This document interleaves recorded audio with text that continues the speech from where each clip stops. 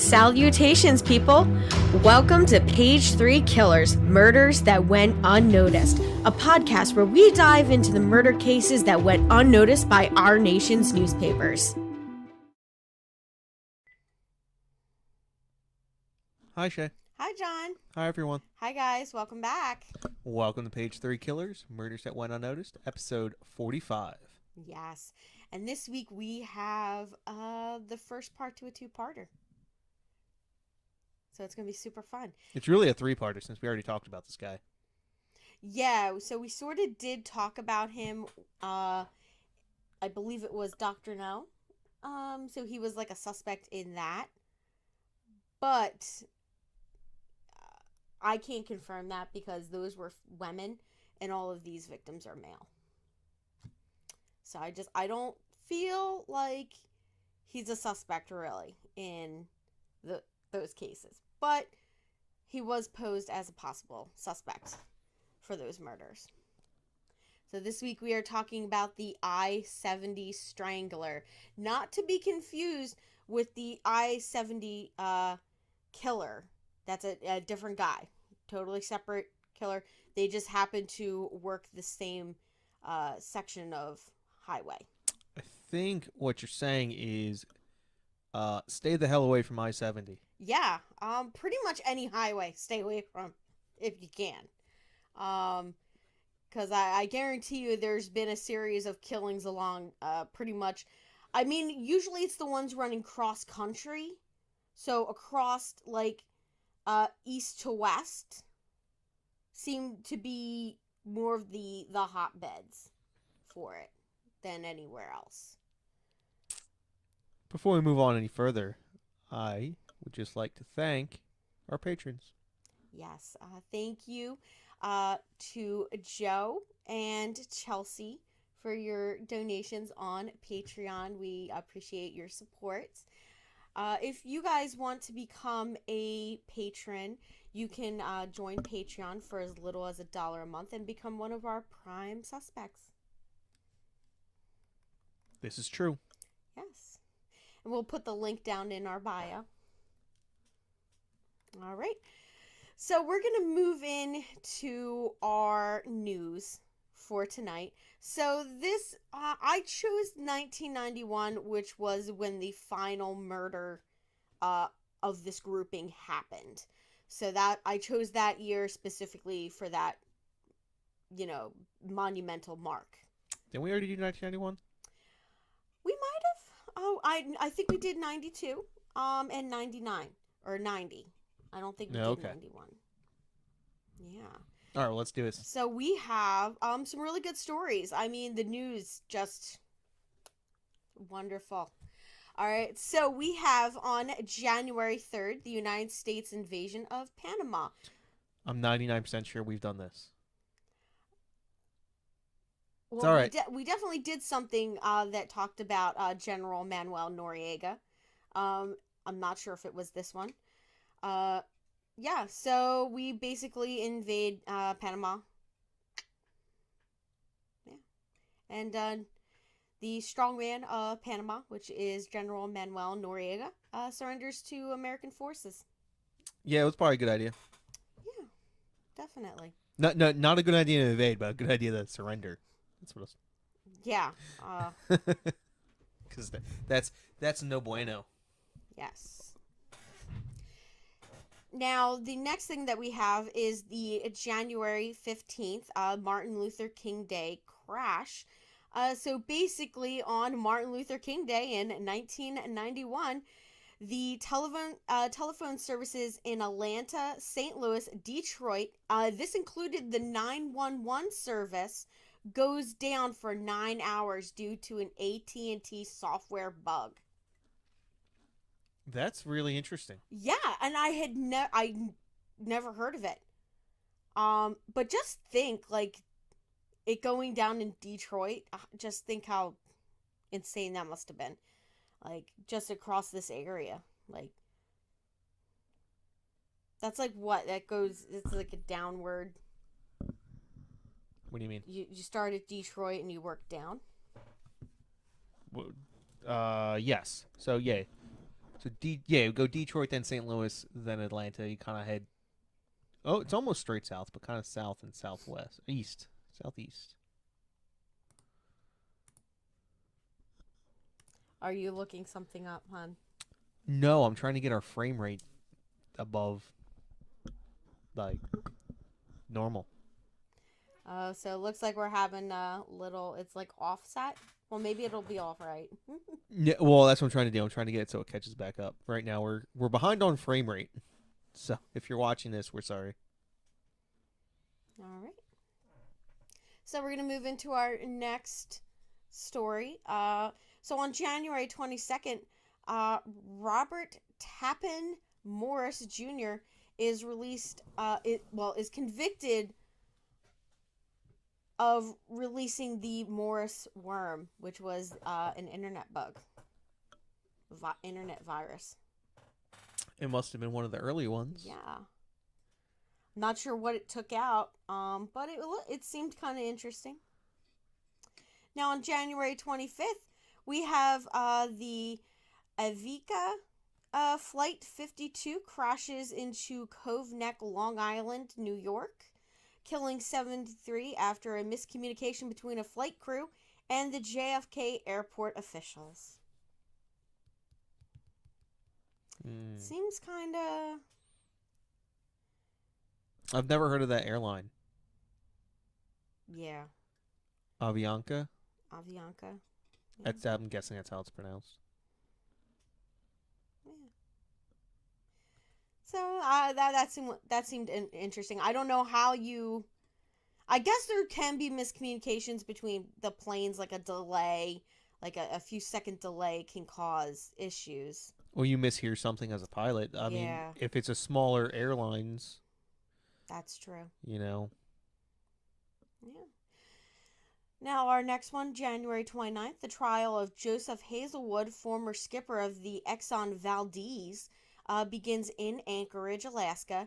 He is accused of negligence that resulted in America's worst oil spill to date. Well, I think technically the worst one would be Deepwater Horizon. That's the BP? Yeah, BP. Was that still... Well, I don't think that's considered an oil spill, right? That was just... We just released oil into the middle of the bay. Yeah, BP did. And they're British. So British Petroleum. That doesn't count. I mean, our government allowed it to happen, so... and I believe what happened was the failure of equipment due to improper management of, like, maintenance. And that was because there was, like, something with the inspectors for the oil rigs. There wasn't enough oil inspectors to inspect all of the rigs for the amount of time that they needed to. So they would literally go out, just walk the platform, and then leave. Because they had to get to another rig in like 30 minutes. Don't let any of my bosses hear that. Yeah. So, and then it basically, I believe like some sort of coupling or something broke or something. I don't know. Well, we're going to move on because the next one also has to do with the Exxon Valdez. So on February 27th, the Exxon Valdez oil spill, Exxon and its shipping company are indicted on 5 criminal counts for that oil spill. Yeah. Criminal counts, that's real stuff right there. Yeah. Because, I mean, anyone can sue anyone over I'm like... on the civil side, but... Did Joseph Hazelwood leave the ship? I'm not familiar enough with the case. Yeah, I'm gonna have to like look into that for our patrons, and do like a mini or something on it because it's super interesting. That whole thing. So you know what? That's what I'm gonna do. If you guys want to hear more about the Exxon Valdez, become a patron, and you will hear it. A little mini. Now, on March 25th in New York City, a fire due to arson at a illegal social club known as Happy Land kills 87 people. It was not happy that night. No, my guess is it was not. They ever catch the guy or lady? Even though statistically it's a guy. I am not 100% sure. This one here, I did not get to look up everything on it. But I'm gonna assume New York City, early 90s, probably not.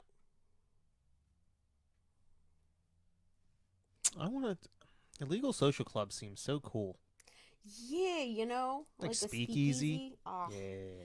You know, those were making a comeback in 2020. The vaccine or the COVID Yeah. speakeasies. Yeah, the COVID speakeasies. People literally built them in their backyards, in their sheds. And they would just be like, yeah, come over, I got booze. And they would put like a pool table out and everything. Yeah, but see, the difference was people weren't allowed to do anything. So, like, Yeah. at least with the other speakeasies, like, people were allowed to exist outside of their houses. That's true. And you just have to be going to this shady club. Where you were going to consume copious amounts of alcohol. Yeah. And, destroy your moral fiber. That's a heck of a time in America. Yeah. Apparently, me and Stacy, we had our great aunts used to cook up bathtub gin. They would go down. They would go down to a bar and they would have to cross these bridges, and it was apparently a rough time. Now, on April 8th, Ryan White, who made headlines after being expelled for contracting AIDS, dies from the disease at the age of 18. Where was he expelled from?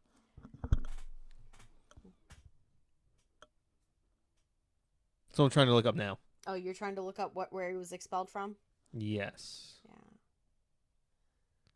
Oh, man. What? He had all kinds of stuff wrong with him on top of it. Yeah. He probably received it from a... Blood transfusion? Yeah, because he had hemophilia. There you go. Yep. I mean, it happened a lot because they weren't properly testing. Well, they didn't know that they had to test for it. They didn't know how it was transmitted at the beginning, and then they figured it out. And then by then the Red Cross had already like infected people with when they got blood transfusions. Yeah. And he died in 1990, not 1991. What kind of shenanigans are you up to? Oh, in 1991, he was expelled for contracting AIDS. And he dies from it at the age of 18 later on. No, he died in 1990. Oh, shoot. I think that must be off because it was 1991 is when he died. You're on Wikipedia, babe. Yeah, but... Yeah. It's 1991. All right, and then our final regular news story comes on May 13th in the Philippines. A gunman kills 2 United States Air Force airmen near Clark Air Base on the eve of talks between the Philippines and the United States over the future of American military bases in the Philippines.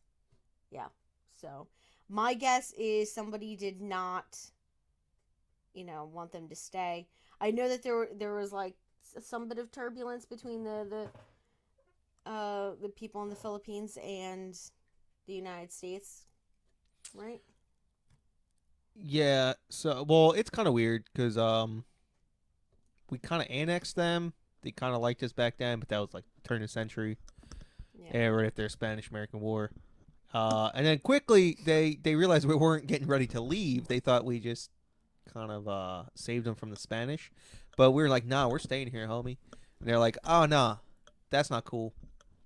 So then we fought another war in the Philippines. And ever since then, it's been like 50-50. Half of them hate us, half of them like us. Yeah. I believe it's still an American territory. Because I know there was a lot of Filipinos on my ship. And they're usually very proud to serve in the military. Yeah, Like, well, and that's what I'm saying. So half of like, them are extremely like proud. they really like America, and they'll serve. They serve a lot. A lot of them will serve in Yeah. the military, and they're very proud of it. And then, but there's also a lot of them who really resent America for being imperialist. Yeah. And I mean, America kind of kept them poor for a while. What's his face? The Scottish guy who made all the steel mills. Oh, Carnegie. Carnegie. He tried to he literally tried to buy the Philippines off of the American government in order to kick the American military out. Ah. I think he offered $20 million to buy the island, and then his plan was to basically free the Philippines. Oh wow. Yeah. So every time that everyone thinks that like all these robber barons were like imperialists and just wanted to like enslave people, yeah, they don't know what to talk My about. only problem is the guys that built the railroad. All right, and I know Carnegie was involved in that, and basically, the railroad just killed tons of people as they were building it across the country, and it was mostly Irish, Chinese, and African Americans that were building it. And like, if you wanted to strike, they would just shoot and kill everybody, and then bury your bodies, and nobody would know. And I think they found a couple of those, like, out west, which is super crazy. All right, so I know I'm bringing this up a little late, but you got the wrong year. All this stuff is from 1990. Manuel Noriega gave up to the United States in January of 1990. That's okay. We'll continue. Just pretend everything we just talked about was from the year 1990. Yes. I don't understand what. Okay. Well, Yeah. well, what happened with our killer? Do we literally just have the wrong year, or are we, or did the killing start in the wrong year? No, hold on. Let me.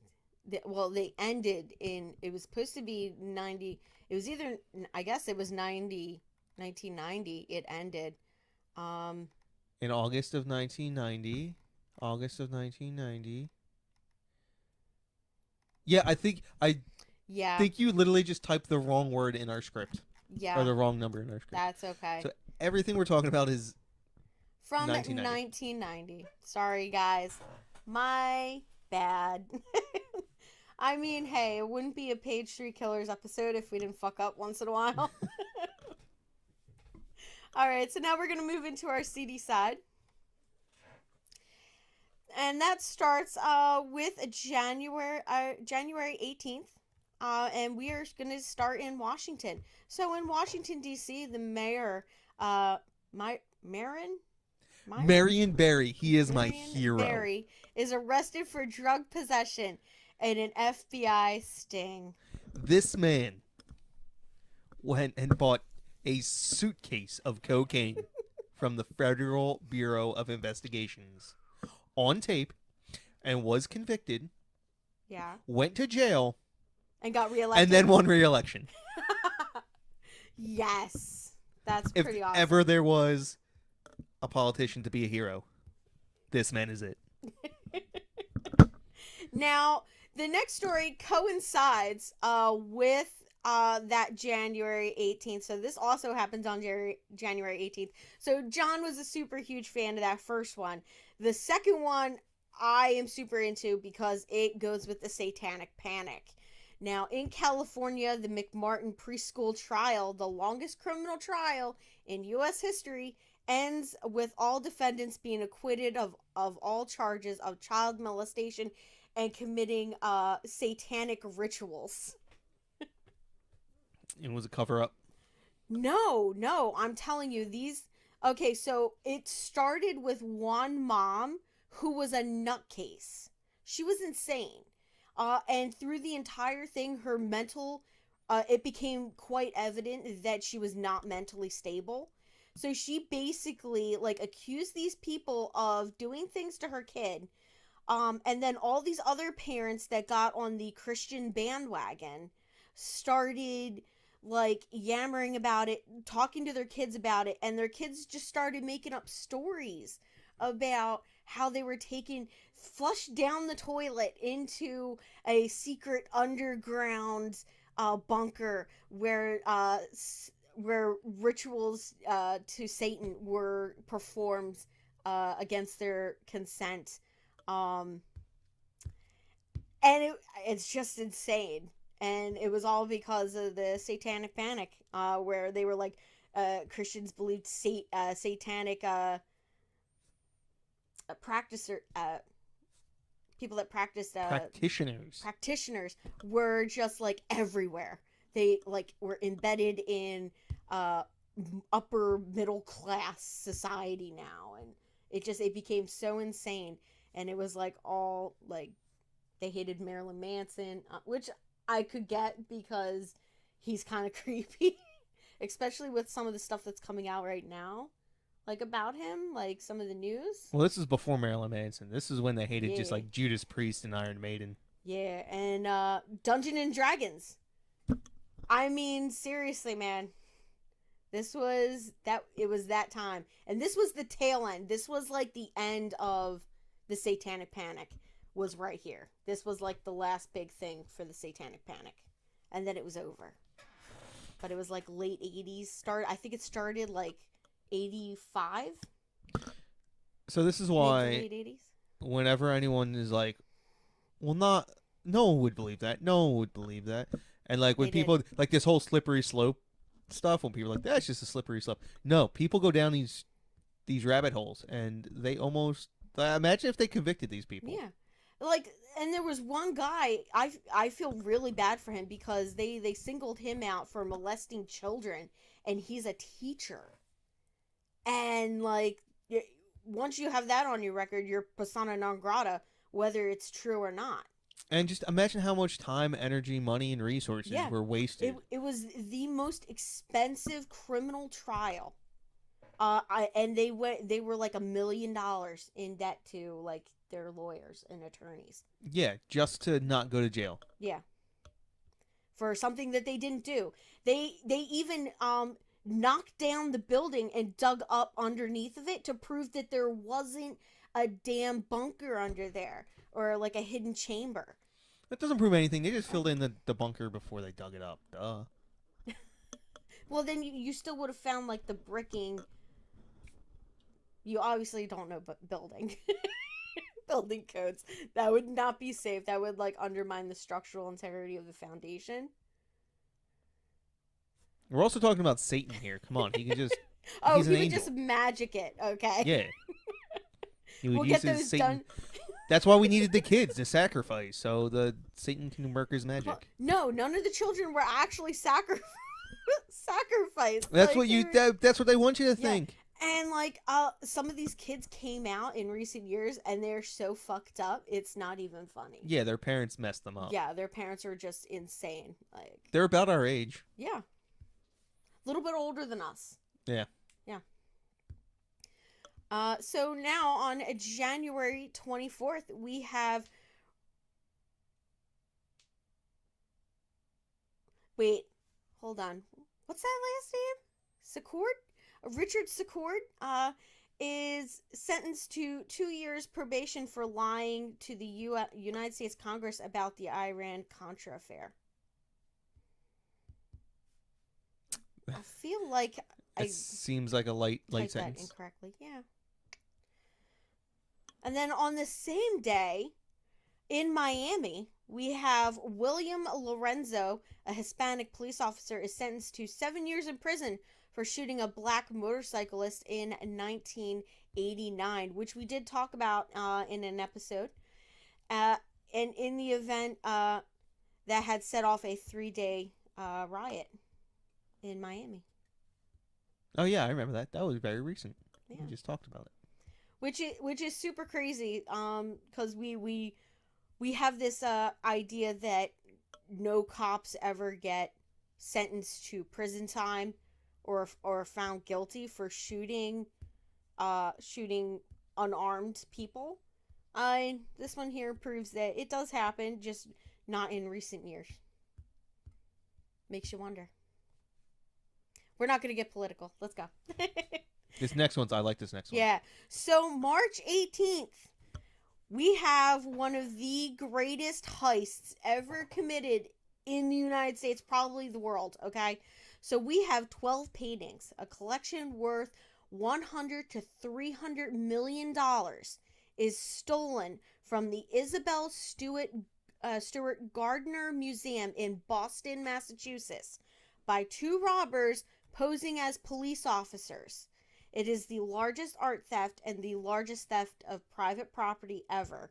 The paintings as of 2020, or as of this year, 2021, have not been recovered. And this is super crazy because I feel like the guard was in on it. Because, well, he was probably high. He came in, he was not really good at his job, okay? So it was more like moonlighting as a security guard.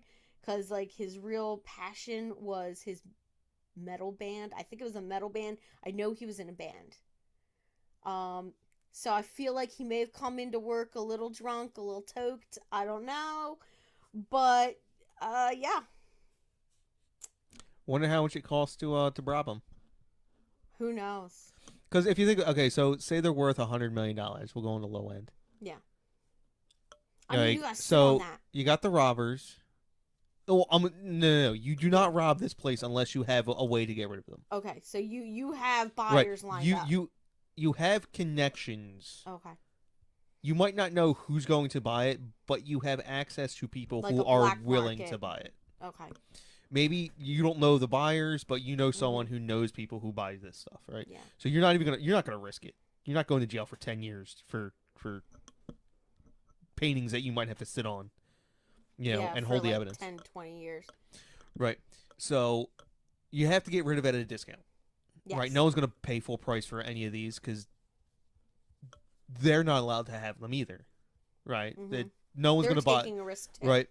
So you're not going to get anywhere near $100 million for these 12 pieces. So assume you can get half of that, $50 million. Right. Because I know we've talked about this before. There's a huge black market for art. Yes. An absolutely huge black market, and people who trade in art in just private collections. This stuff will never see the light of day. Right. So and there's two of them, so that's $25 million a piece, and then there's some amount of money that you're gonna have to pay to the guard. Yeah. Some amount of money you're gonna have to pay. They had to pay off. Yeah. Again, they might not know the person buying it. Broker. So now you need your quote unquote broker. He's gonna take half. Your accomplice. Guarantee you, he takes half. Yeah, because he's taking all the risk. Like, I mean, you're taking the risk of stealing it. He doesn't take any of the. True. He has he basically has zero risk. But what he does is he mitigates your risk. Yes. He says you don't have to sit on that. I know people, right? So they did all this for I'm gonna say they probably got away with $10 million a piece in cash dollar bills. Okay. And some rich guy halfway around the world is staring at these paintings in his private gallery. Yeah, it's almost assuredly not in America. No way. Probably not in Europe, but how would you potentially sneak these out of the country in Western years. I mean, private jets. That's what I'm saying. There's costs. Private jets, yeah. Private jets. You have boats. Boated out to like a Caribbean island where there's no checking. Less security. It's actually probably not even that hard, to be honest. Probably get it into Mexico and then from Mexico to anywhere, right? Yeah. I mean, there's all kinds of different ways you could do this. That's probably the easy part is getting it out of America. Yeah. Either that or who knows? Maybe it's an American collector. Who knows? Yeah, exactly. But I guarantee you, somewhere down the line, they're gonna surface probably 50 years from now when the person that has them dies and their relatives try to sell it off. Well, 'Cause, no, like, that's what I'm saying. If it's you're not not gonna, in America, then yeah, these will never be recovered. yeah. If it's like in If it America, they is will. in America, there's a chance. There was like that one guy over in France, or like, was it France or Italy? He stole a painting, kept it in his like apartment. It was the Mona Lisa. Yeah, and then he. Yeah, he just sat. Well, because again, Because he just wanted first art of all, to stare at. no, it wasn't that. It's that he Oh. wasn't. He was a petty criminal. Yeah. He tried to sell it, but no one trusted him because they're like, it. Who would trust this petty criminal? It's not gonna. He didn't just steal the real Mona Lisa. Shut up. Right. So, not only do you have to trust the guy, like you have to trust the person stealing it. Yeah. As the person buying it, right? So, all this stuff is just discount on discount on discount on discount. These guys probably didn't make that much money. Yeah. They may have been able to retire, maybe. Retire. And then from also, stealing I mean, paintings. then you have to, embezzle the money. You have to launder the money somehow. Not embezzle, launder. Yeah. All right. Well, we got to move on. We taking a bit of time, so let's move into this case. Now we're gonna get into the I-70 Strangler, and like I said, don't confuse him with the I-70 Killer. Completely different guy. Now, the I-70 Strangler was nicknamed after a series of 12 victims began showing up along Route I-70. And he was active in Indiana and Ohio between June of 1980 and October of 1991. Or 1990. 1991. The I-70 Strangler would usually choose young boys and adolescents that he met at popular gay bars and other establishments, such as that within a 4-block radius in Indianapolis. The age range of the victims goes as low as 14 and up to 42 years of age. There's just like 14-year-old young gay men? No, so what they would do is they weren't gay. What they would do is you could make money by spending time with because it wasn't like an open thing, really. So they would sort of, No. hang out without clothes on. They were strippers. So some of the older boys would do that. They would go and just hang out with these men at these bars and stuff. I'm pretty sure what it was that there was like a subset that were probably into like younger guys. I don't want to like upset anybody with that line, but some of those guys were probably pedophiles, simply because of the age of the boys, like 14, 15 years old. But at the same time, who's checking IDs at it, But they would basically some of these boys would like prostitute themselves out to get money to like do stuff. Especially if they came from a less wealthy family that couldn't give them any money or anything. So you'll find that in some of the cases that we're going to talk about, which really sucks. Now, all the victims were found naked or partially clothed along the I-70, often dumped in rivers, streams, and ditches in the rural countryside around that highway. And all 12 victims appeared to be to have been strangled to death. So we're going to get into our victims. So our first one that we're going to talk about is Michael Petrie. Petrie? Petrie or Petrie? I don't know. I think Petrie sounds cool.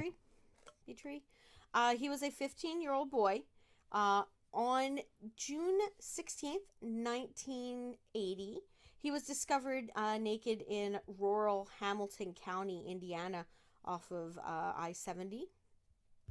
Despite his young age, he was a male prostitute who spent most of his time around Indianapolis gay bars. He was reported missing on June 7th, a few days before he went missing. He was found. 3 days after he was reported missing, he was spotted in a different part of the city, riding in a stranger's car. The cause of his death was established as strangulation. There was no traces of drugs or alcohol found in his blood system. I wonder if he wasn't really spotted in the stranger's car. Yeah, I know. It's really... I mean, that happens all the time, yeah. Like, with missing people. Yeah, they get reported somewhere and it's not really them. Yeah. So our next one is Maurice Taylor, 23-year-old young man. Maurice was found on July 1982 in the Weasel Creek in rural Hamilton County, outside of Atlanta. His body was found topless. While his cause of death couldn't be definitively established, the coroner suspected that he had been strangled. Taylor was a vagrant who lived in a boiler room of an apartment complex in Indianapolis. Due to his financial difficulties, he offered sexual service to men around the gay bars. He remained unidentified for 8 months since his mother, who was detained in a mental institution, was unable to file a missing persons report. So there was a bit of delay on that one. Was she in the mental institute because her son was missing, or no? She was in for other issues that she had. Gotcha. Yeah. And it says detained in a mental institution. It's probably not voluntary. No, it was not at all voluntary. But yeah, once she was well enough to leave, she quickly realized that her son was not around. So she filed a missing persons report, and then it was kind of quick after that they determined who he was. Now our next one is Delvoyd Lee Baker.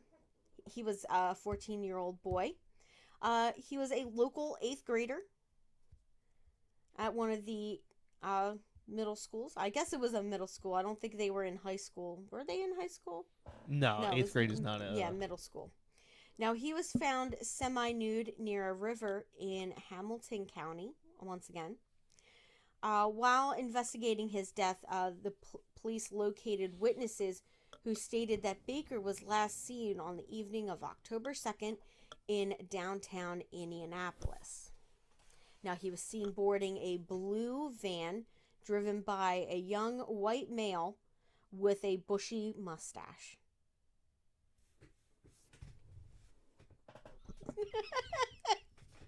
Just so you guys know, John has a bit of a bushy mustache. But you weren't, you were in, like, diapers at this time. So. I don't even know what that's supposed to mean. Well, when you just had the mustache. Oh, yeah. Yeah, I hate just mustaches. It's a ridiculous look. You're a ridiculous look. Now, the boy's parents told police that he had been riding his bike to the center of the city on the evening of his disappearance. So basically, Center City is how we would refer to it. But it was the city center. Like, I would just call it Center City. But hey. Now, he called home at 10:30 p.m. to inform them that he would be going to he was going to be home late because he wanted to go to the movies. Now, this statement did worry his parents because they did not give him any pocket money, so they didn't know where he got the money from to go to the movies. It was later established that Baker and a 16-year-old friend had been cruising the Indianapolis gay bars for the last 3 months. And according to his friend, Baker and he would prostitute themselves for $20 to $23 per night, which I guess, I mean, in early 80s, like early 80s, that's a lot of money to a kid. Yeah, to a 14-year-old boy, Yeah. but I guess. Putting yourself in a very dangerous position. Like, I feel a little uncomfortable by that, you know. It's a shame. Now, due to several differences in comparison to the other victims, being the youngest and the only black child that was part of this grouping, Baker's homicide was considered to be an unrelated by some police officers. So they did not think that his case was linked to all the others. But some of the ones investigating it did. So it got included. I mean, it seems like there's a lot of similarities. I mean, he's a young boy at, you know, doing the same activities as some of the other victims. Prostituting himself. Yeah. In the same general location and at the same sort of clubs. So, I mean, it seems to me like they just didn't want to include it. And I don't want to be like political about it, but we probably know why. He wasn't the victim that they wanted to focus on, unfortunately. So the next one we have Michael Andrew Riley. He was 22 years old. Now, Michael disappeared on May 28th, 1983, after visiting the Vogue Theater. It sounds very gay, erotic. Or erotic just in general. Doesn't have to be gay. Yeah. I don't believe it was, but other sources claimed that he was actually at the Broad Ripple, which was a gay movie theater, like was a gay movie house in Indianapolis. So I'm not sure what they showed at the Vogue Theater. The Broad Ripple. Yeah, the Broad Ripple. It's an interesting name for a venue. Yeah, I know. You know what? I don't understand half the reasons why some people choose the name of their establishment. It makes no sense to me. But hey, who knows? Now, he was last seen with an unfamiliar man with whom he later left with. Now, Michael Riley's nude body was later found in a ditch in Hancock County, southeast of Greenfield, on June 5th. Now, his autopsy determined that he had been strangled, likely with a towel or similar fabric. So, you know, he fits in pretty well with all of the other victims. Now, our next one is Eric Allen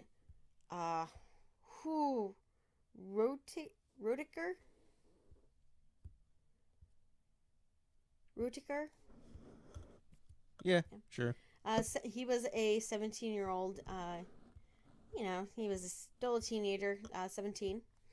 Now, Eric vanished on May 7th, 1985. Now, his shirtless body was found a few days later near a stream in rural Preble County, Ohio, east of Lewisburg. Now, according to his parents, Eric was planning to attend interviews for a summer job on the day of his disappearance. He did not attend any of those, however. He failed to show up for those job interviews. Now, his friends and relatives denied that he was gay. Later research indicated that Eric had many friends and acquaintances who were drug addicts or drug traffickers. So they thought that maybe that had something to do with his death. Now, witnesses claimed that they had seen Eric at a bus stop in the early morning of March 7th. Or May 7th, sorry. It was supposed to be May. Oh, okay. But instead of waiting for the bus, he accepted a ride from a passing car. When found, he appeared to have burn marks on his left shoulder and had been strangled with a rope. So, yeah. Our next one is Michael Allen Glenn. He was 29 years old. Now, Michael Allen's body was found in a ditch near Eaton, Ohio, on August 1986. He was clad only in his underwear. Now, he lived separate from his parents in a trailer park located on the outskirts of Indianapolis, and he worked as a handyman. Due to his current living situation, the exact date of his disappearance was not able to be established, because the last time that his parents saw him versus his job versus neighbors, there was a huge gaps, because he didn't necessarily keep in touch with everybody. Now, strangulation marks, possibly from a rope, were found on his neck. Now, he was identified 3 years after his discovery with the help of fingerprinting. Wow, 3 years. 3 years, yep. I mean, this is at the time, they didn't have, a system where they could, a program where they could run fingerprints through it. And I mean, this is early days. There wasn't even a DNA database yet. Yeah, but you would think... I don't know. In 1986. So they had to, look at every single fingerprint and match it. So you would have somebody who was just dedicated to...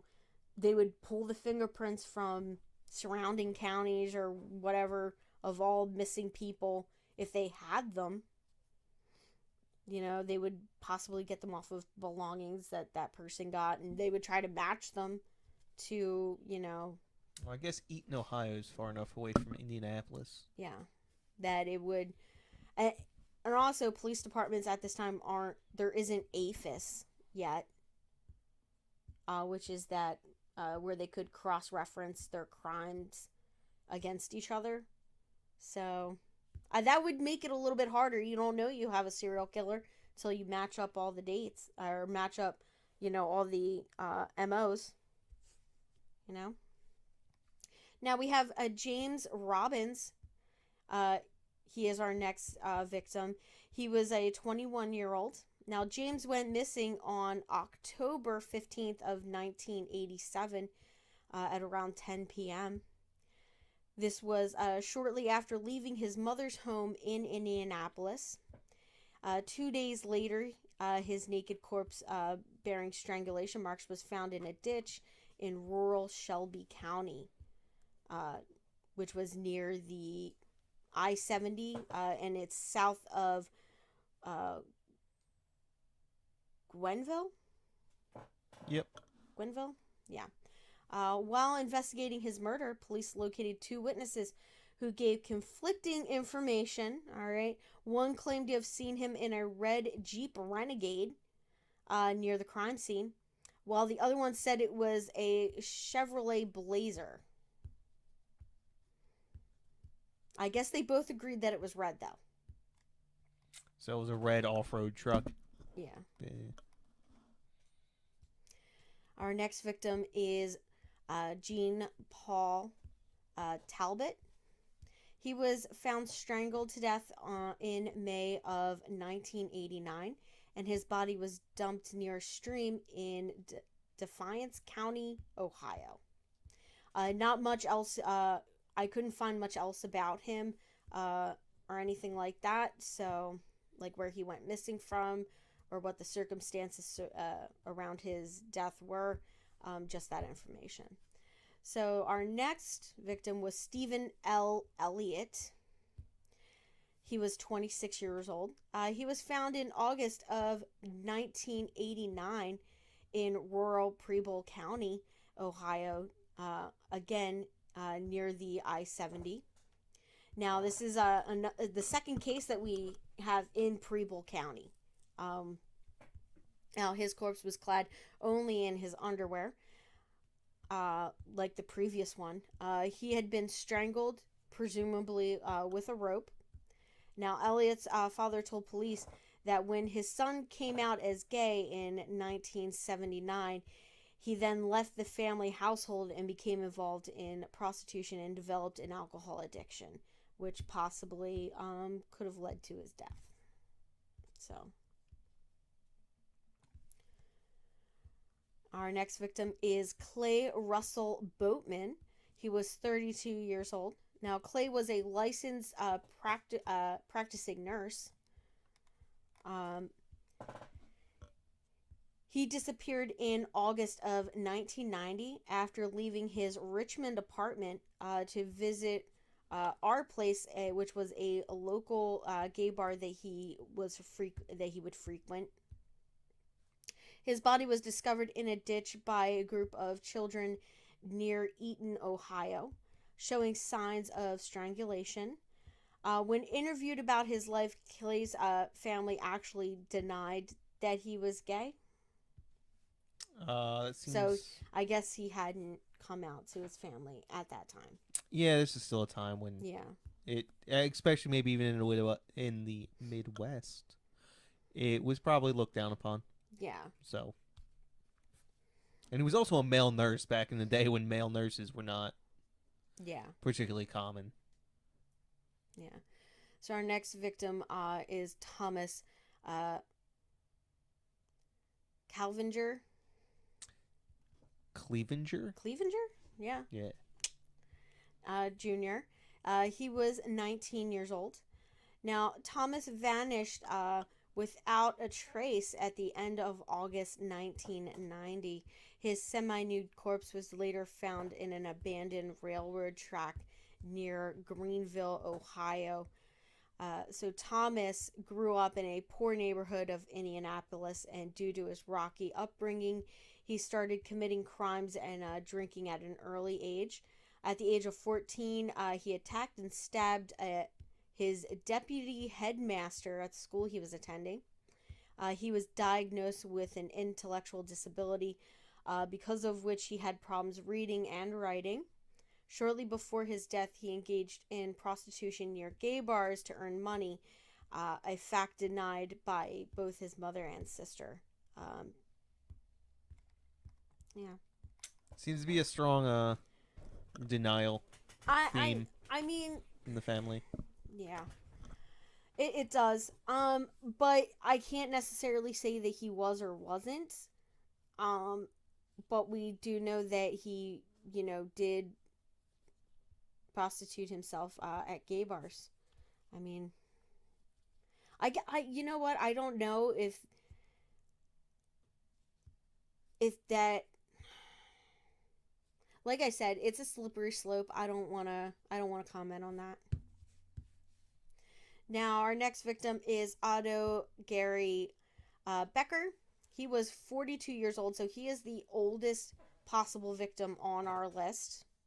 Now, Otto's body was found in a ditch next to a gravel road in rural Henry County, Indiana, on October 7th, 1991.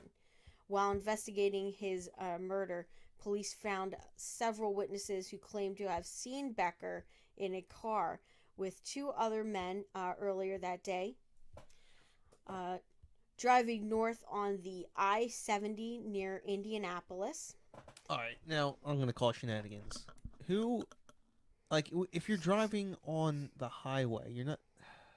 Who's paying looking? Attention that close to the people Maybe in the a car? Passenger? Yeah, but even still, you're not... If I were to show you a photo of literally basically every person you pass on the highway, you wouldn't be able to positively identify hardly any of them. Yeah. Let alone having multiple people identify the same person. Well, I mean, according to the witnesses, One of the men was holding Becker down while the other was driving. So maybe there was a struggle that they witnessed. But again, I guess that's... That they, Yeah. I mean, if something happens, you're going to focus on a vehicle. So say it swerves. Yeah, I guess so. Because somebody's struggling in the back seat or something like that. You're going to take notice and you're going to start watching that car, right? So my question is, how did they not get a license plate?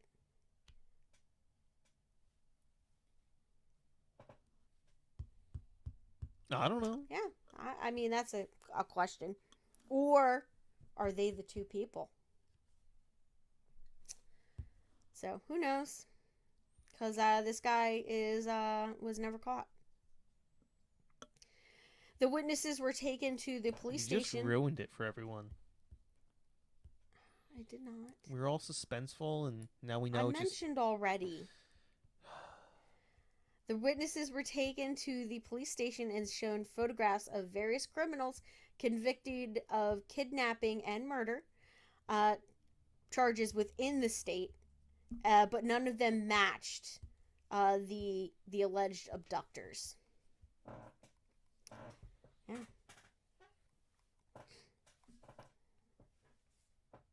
So those are all of our known victims, okay? So during the investigation, though, a task force of 8 officers was created by Indianapolis police in 1982 to investigate this series of crimes.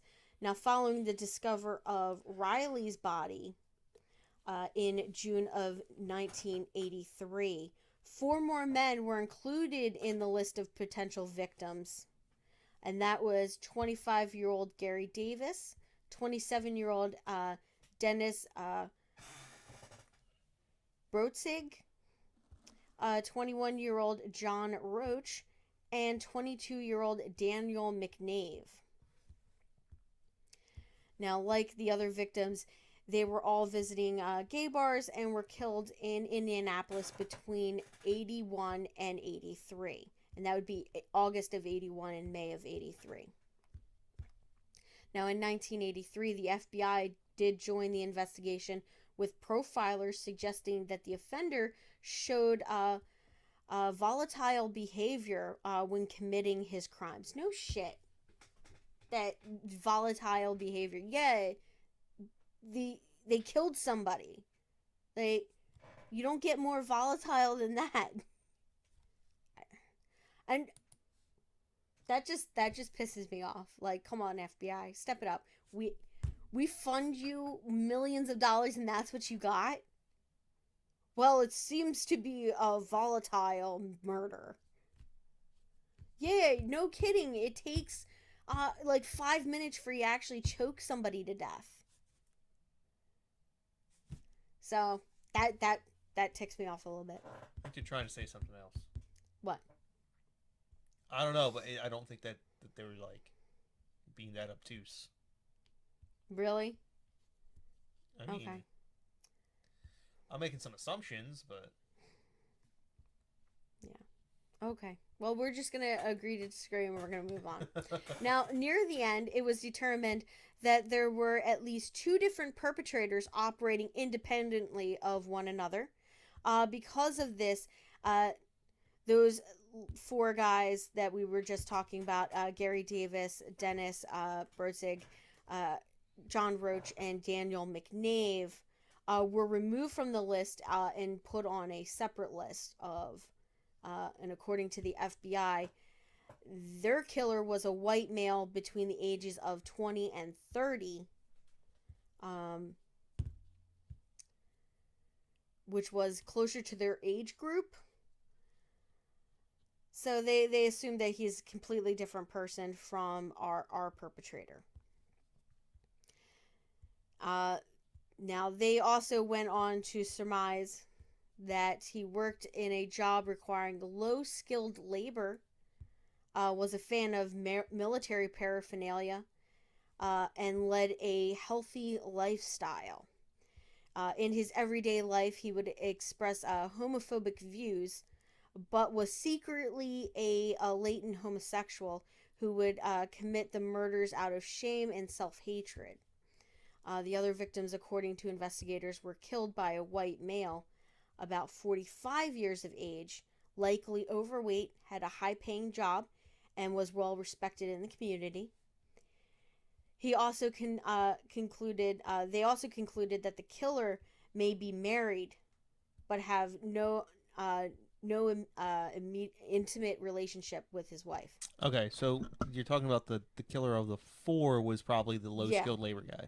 Yes. Or no, the killer of the 4 was yes, he was the low skilled laborer. Would be the killer for those 4. And they estimated that guy's age to be around 20 to 30 years old.